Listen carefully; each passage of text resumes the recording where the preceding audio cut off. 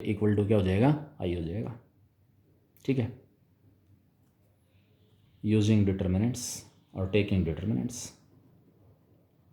क्योंकि रिजल्ट मुझे डिटर्मिनेंट से रिलेटेड प्रूव करना है तो मैं डिटर्मिनेंट ले लूँगा। अगले पार्ट में रिजल्ट मुझे ट्रांसपोज से रिलेटेड प्रूव करना है तो मैं ट्रांसपोज ले लूँगा। Taking determinant of each, taking determinant of each, सभी का डिटर्मिनेंट ले लिया। किसका, ए इंटू ए इनवर्स का determinant, A inverse into A का डिटर्मिनेंट, यूनिट मैट्रिक्स का डिटर्मिनेंट। अब यहाँ प्रॉपर्टी लगा दो, दो मैट्रिसेस के प्रोडक्ट का डिटर्मिनेंट क्या होता है, पहले का डिटर्मिनेंट इंटू दूसरे का डिटर्मिनेंट। तो किसके इक्वल आ गया, determinant of A into determinant of A inverse, determinant of A inverse into determinant of A. Unit matrix का डिटर्मिनेंट कितना आता है, 1। यूनिट मैट्रिक्स का डिटर्मिनेंट क्या होगा, 1। अब यहाँ से क्या करो, डिटर्मिनेंट ए से डिवाइड करो, dividing by determinant of A, dividing by determinant of A we gate,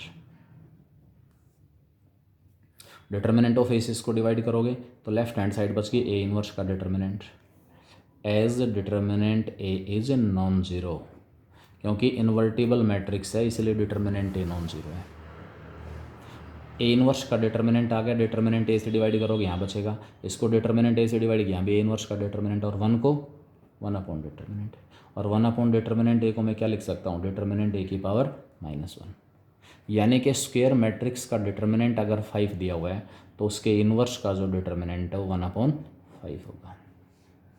square matrix का इनवर्स अगर 5 है तो determinant of matrix A equal to 5, then A inverse का जो डिटर्मिनेंट हो किसके इक्वल मिलेगा, 1/5 के इक्वल। इसी प्रकार हमारे पास एक और प्रॉपर्टी है, ए ट्रांसपोज का जो इनवर्स है वो ए इनवर्स के ट्रांसपोज के इक्वल है। यानी कि ट्रांसपोज और इनवर्स आपस में क्या हो जाएंगे, इंटरचेंज हो जाएंगे। ट्रांसपोज और इनवर्स आपस में क्या हो रहे हैं, interchange.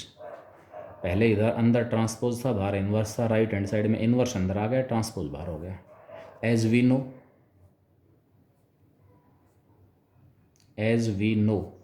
A into A inverse equal to A inverse into A equal to I. यहाँ रिजल्ट डिटर्मिनेंट से रिलेटेड प्रूव करना था तो डिटर्मिनेंट ले लिया, यहाँ रिजल्ट ट्रांसपोज से रिलेटेड प्रूव करना है तो ट्रांसपोज ले लेंगे। Taking transpose of each, taking transpose of each we get A into A inverse का transpose, A inverse into A का transpose equal to unit matrix का ट्रांसपोज। अब ट्रांसपोज का रिवर्स अल्लाह लगा दो, ए इंटू बी का transpose, B transpose into A transpose, तो A inverse का ट्रांसपोज, बाद वाले का ट्रांसपोज पहले, इंटू में ए का ट्रांसपोज इक्वल टू इधर रिवर्स अल्लाह लगाओगे तो ए का ट्रांसपोज पहले और ए इनवर्स का ट्रांसपोज बाद में। यूनिट मैट्रिक्स का ट्रांसपोज उसी के इक्वल आता है, यूनिट मैट्रिक्स का ट्रांसपोज उसी के इक्वल होता है।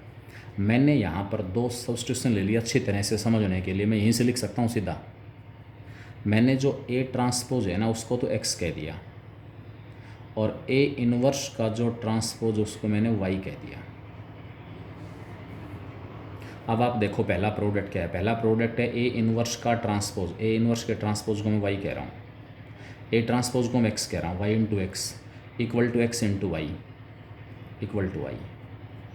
एक्स इंटू वाई और वाई इंटू एक्स, दो मैट्रिसेस का प्रोडक्ट किसी भी ऑर्डर में अगर यूनिट मैट्रिक्स के इक्वल आ रहा है तो दोनों मैट्रिक्स एक दूसरे के इन्वर्स होंगे। इसका मतलब क्या हुआ कि जो मैट्रिक्स एक्स हमारे पास है उसका इन्वर्स क्या होगा, वाई। एक्स और वाई की वैल्यू वापस पुट कर देना। एक्स क्या लिया था मैंने, ए ट्रांसपोज, इसका मतलब ये हुआ ए ट्रांसपोज का जो इन्वर्स है वो वाई के इक्वल है, यानी कि ए इन्वर्स का ट्रांसपोज।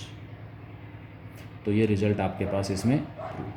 रिजल्ट याद कैसे रखना है, ट्रांसपोज का इन्वर्स, इन्वर्स का ट्रांसपोज, यानी कि ट्रांसपोज और इन्वर्स आपस में क्या हो रहे हैं, इंटरचेंज हो रहे हैं, दोनों आपस में क्या हो जाएंगे, इंटरचेंज हो जाएंगे। क्लियर, ये प्रॉपर्टी आपके पास है। एक प्रॉपर्टी और है, वो प्रॉपर्टी हमारे पास क्या है, दो मैट्रिसेस के प्रोडक्ट का inverse A into B inverse equal to,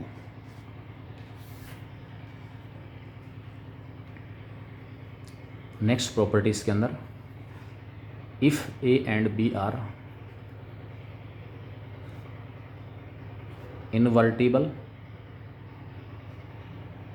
matrices of same order, A और बी दोनों अगर सेम ऑर्डर के इन्वर्टिबल मैट्रिक्स हैं तो उस केस में हमारे पास ए इंटू बी का जो इन्वर्स होगा it is equal to B inverse into A inverse. ये रिवर्सल लॉ आ गया इन्वर्स का, reversal law of transpose, A into B का transpose equal to B transpose into A transpose. Reversal law of adjoint, adjoint of A into B equal to adjoint of B into adjoint of A. यहाँ reversal law हमारे पास आ गया of inverse. A into B का जो inverse है वो किसके इक्वल है, B inverse into A inverse. सबसे पहले तो मुझे चेक करना है ए इंटू बी का इन्वर्स एग्जिस्ट भी करेगा नहीं करेगा। ए और बी दोनों इन्वर्टिबल हैं, as A and B are invertible matrices, therefore determinant A non zero, determinant B non zero. और ए इंटू बी का डिटर्मिनेंट क्या होता है, determinant A into determinant B, दोनों नॉन जीरो हैं तो ए इंटू बी का डिटर्मिनेंट भी क्या होगा, non zero. Therefore A into B is invertible.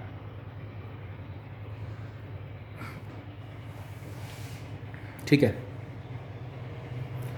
अब ए इंटू बी का इन्वर्स निकालना है, ये मैट्रिक्स आएगा B inverse into A inverse. मैंने एज्यूम कर लिया, लेट ए इंटू बी का जो इन्वर्स है ना उसको मैं सी कह रहा हूँ और मुझे यहाँ से सी की वैल्यू निकालनी है। मैट्रिक्स कौन है, ए इंटू बी, उसका इन्वर्स कौन है, C. Therefore matrix A into B है, उसका इन्वर्स हो गया सी। मैट्रिक्स इन दोनों का प्रोडक्ट जो है वो एक मैट्रिक्स है और इस प्रोडक्ट के इन्वर्स को मैं सी कह रहा हूँ। इसका मतलब ये मैट्रिक्स और ये इसका इन्वर्स दोनों का product will be equal to unit matrix.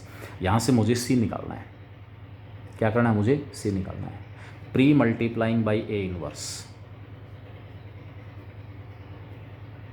Pre multiplying by A inverse, A inverse से प्री मल्टीप्लाई कर दिया तो A inverse into A into B into C equal to A inverse into I. A inverse और A का product कोई भी matrix हो, अगर मैट्रिक्स और उसका इन्वर्स एक साथ मल्टीप्लाई है तो आई आ जाएगा। तो आई इंटू बी इंटू सी, ए इन्वर्स और आई, यूनिट मैट्रिक्स को किसी भी मैट्रिक्स से मल्टीप्लाई करोगे उसके ऊपर कोई फ़र्क नहीं पड़ेगा। आई इंटू बी क्या आ गया, बी आ गया। इसका मतलब क्या हुआ, मेरे पास B into C equal to A inverse आ गया। अब फिर से यहाँ से बी हटाना है क्योंकि मैं सी निकालना चाह रहा हूँ। प्री मल्टीप्लाइंग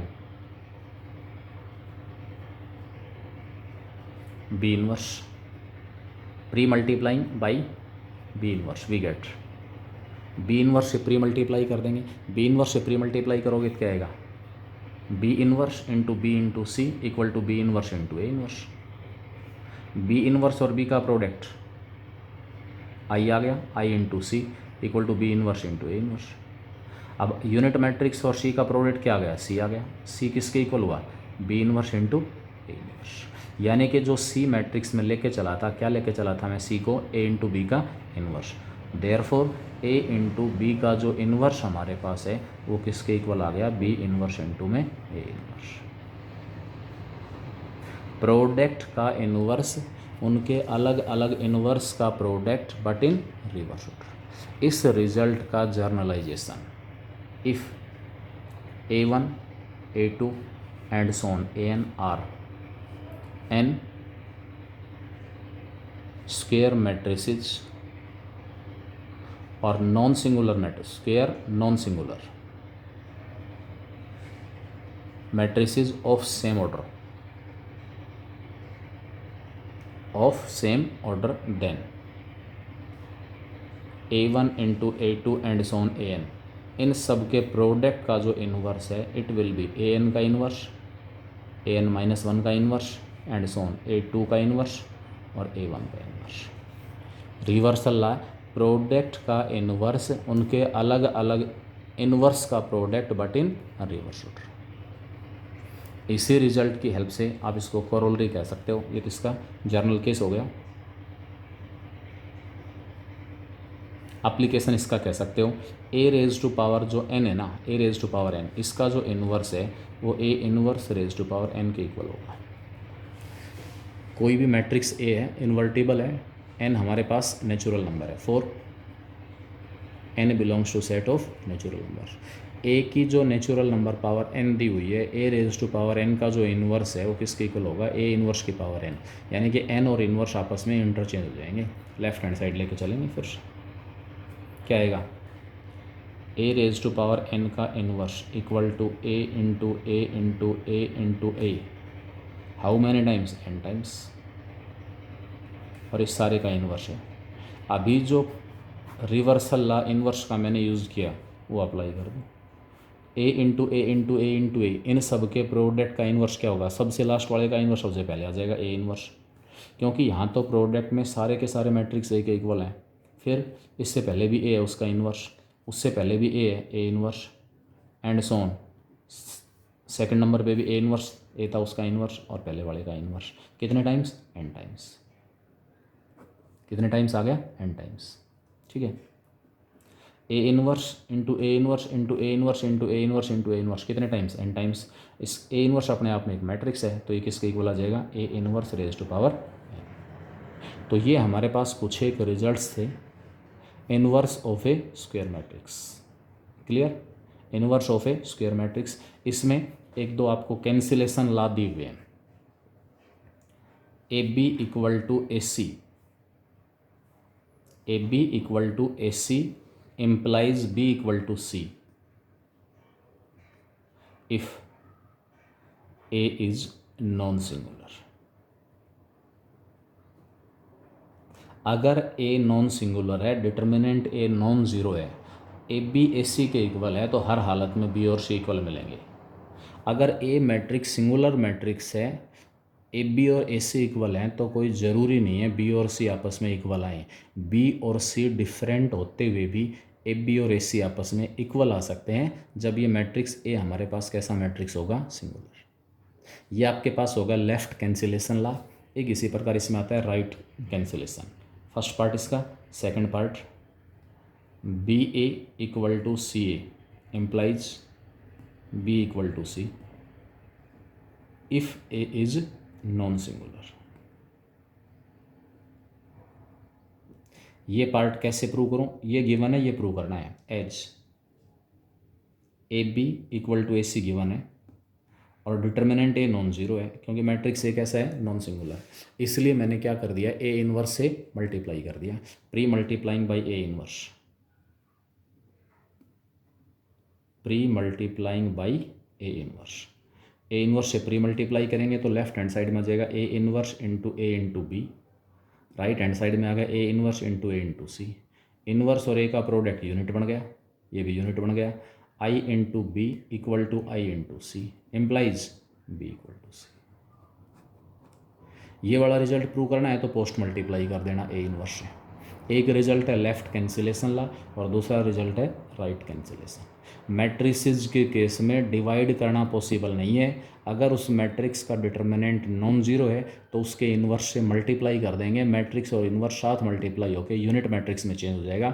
इस तरीके से आप उस मैट्रिक्स से पीछा छुड़ा सकते हो अगर आपको मैट्रिक्स हटाने की ज़रूरत पड़ रही है। तो ये नहीं कि नंबर्स के केस में आपके पास होता है कि 2 इंटू एक्स इक्वल टू 3 आ गया, एक्स की वैल्यू 3/2। यहाँ a इंटू एक्स अगर b दिया हुआ है तो x की वैल्यू b/a नहीं, क्योंकि डिफाइन ही नहीं है कोशेंट। तो मैट्रिक्स के केस में कोशेंट डिफाइन नहीं है। हाँ, x की वैल्यू निकालना हो तो अगर ये a हमारे पास कैसा है, नॉन सिंगुलर है, तो उस केस में मैं x की वैल्यू निकाल सकता हूँ by pre multiplying a inverse. तो ये मेन इसके अंदर रहेगा। तो ये आपके पास इसमें था, it's all about your adjoint and inverse. ये सारा का सारा डेफिनेशन, प्रूफ, सारा सब कुछ आपको बुक में भी दिया हुआ है, वहाँ से भी देखेंगे। फिर भी अगर कोई ऐसा पॉइंट लगता है तो मेरे से पूछेंगे। और एक्सरसाइज, फर्स्ट एक्सरसाइज जो है, exercise regarding adjoint and inverse, उसमें केवल प्रैक्टिस है और कुछ नहीं है। वहाँ ऐसा कोई मुश्किल क्वेश्चन नहीं है, केवल और केवल सीधी सीधी उसके अंदर प्रैक्टिस दी हुई है। वो आप खुद प्रैक्टिस करोगे, उसके क्वेश्चंस निकालोगे। अब इसमें लास्ट टॉपिक हमारे पास बचेगा, solution of system of equations. By matrix method, जो हमारे सब्जेक्टिव सिलेबस का पार्ट है, कंपटीशन पॉइंट ऑफ व्यू से हम इसको निकालेंगे बाय क्रैमर्स रूल। डिटर्मिनेंट्स को यूज़ करेंगे और वो आपके पास आएगा कि सिस्टम ऑफ इक्वेशन क्या होगा, कंसिस्टेंट क्या होता है, इनकंसिस्टेंट क्या होगा, consistent and independent, consistent and dependent, no solution, inconsistent, homogeneous system क्या होगा। ये सारी चीज़ें हम अगले लेक्चर में डिस्कस करेंगे। Thank you very much.